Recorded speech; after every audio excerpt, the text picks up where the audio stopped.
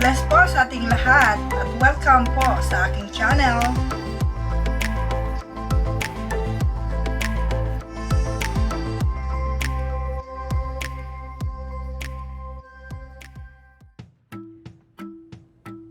Welcome guys sa aking channel at naririto tayo muli upang magluto ng pinakasikat sa Quezon Province, ang binagkat na kamuting kahoy.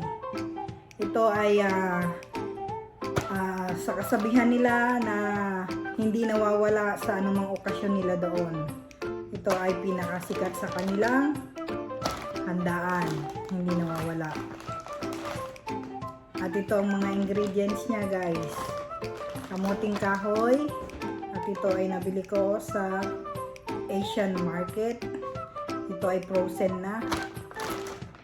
Nalagyan natin ng tubig. Coconut milk. Evaporada milk. Condensed milk. At lalagyan natin ng flavor niya, pandan, kasi wala akong pandan na fresh ngayon. So ito na lang ilalagay ko. At secret ingredients nila, ito. Lalagyan nila ng orange soda. Pwedeng royal, kaya lang walang available na royal dito. So lalagyan ko ng crushed orange. Okay guys, hihiwain ko lang to at magbabalik tayo muli. Okay guys, ito. Ganito lang ang hiwa niya. Medyo ano pa siya, frozen. Yan, ganyan lang hiwa niya. Ayan. Ayan. Ganyan lang guys. Gusto nyo, liitan nyo pang ganyan. Ayan. Ganyan lang siya.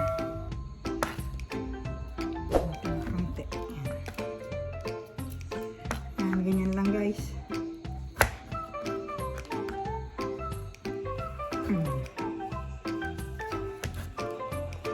Okay.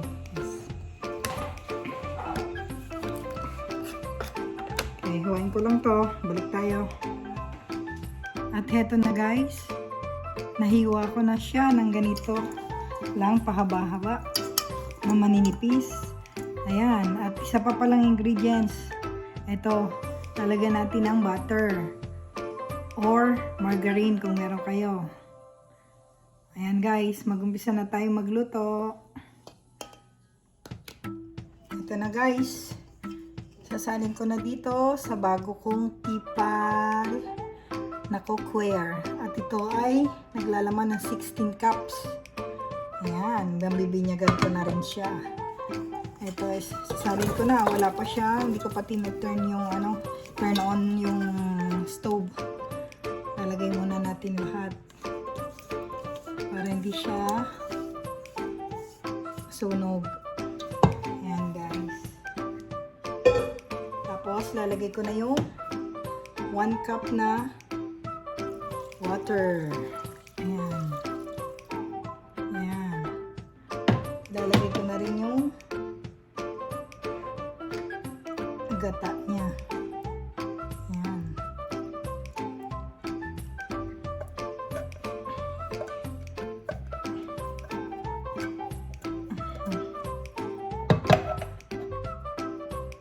Saka natin ngayon tatakpan. Tayo natin mag 5 minutes. Switch ko na yung oven o yung kalan niya. Okay guys, antayin natin ang 5 minutes. At ito na guys, kumukulo na siya. Hahaluin ko lang siya. Lalagay na natin yung ibang niya sa cup niya. Ayan. Ayan. Ang bango ng amoy niya.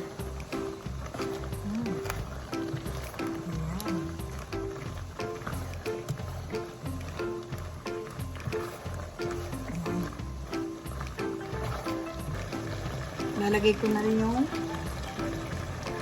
milk. Ayan.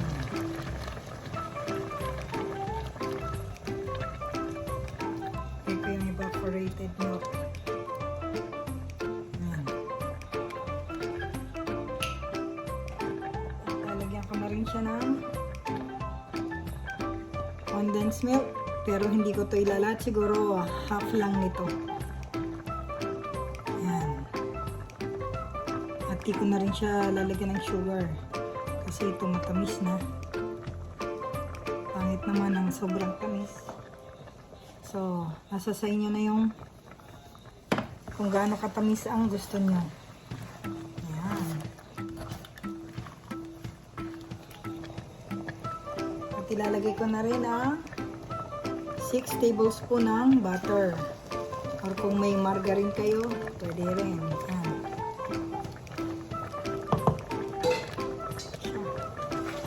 Alayin ko lang siya.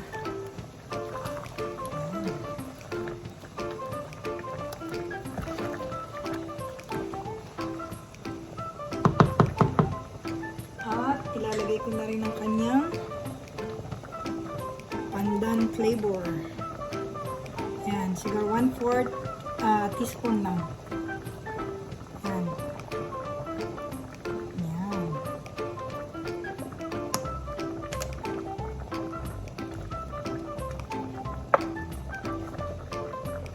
Haluin na natin.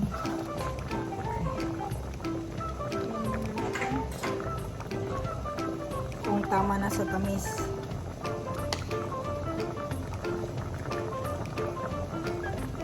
Harap. Okay na siya guys. So, kalahati lang itong lata na to. Yung gata. Siguro mga... At ito na guys. After 10 minutes. Malambot na siya. Okay. Ayan. Masarap tong kamote na bili ko kasi ano, mano siya, yung makunat, malagkit. Yan, lalagay ko na yung ano, soda, yung orange. So, mga 1 cup lang. Lalagyan ko siya.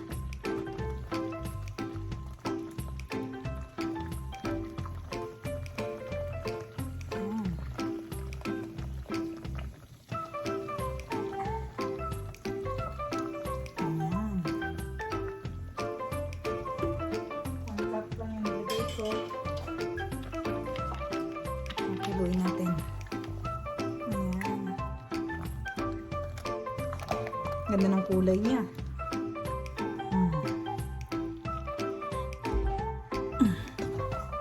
Ayan o. Ganda na niya o. Bango-bango. Okay. Takpan natin ulit. Antayin natin ang 3 minutes at ito ay ito na. After 3 minutes. Takpan natin ulit.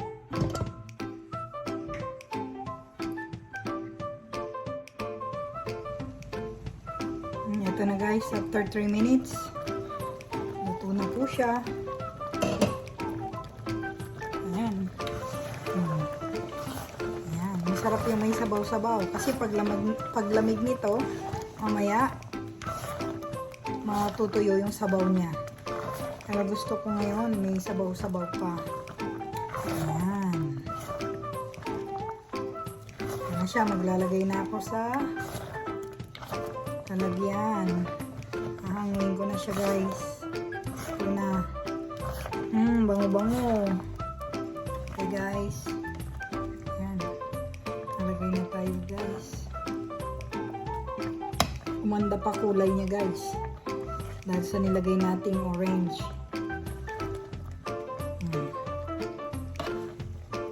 Ang lasa. Lalong sumarap. Okay. Nagawa na naman tayo ng isang dessert. Ang merienda.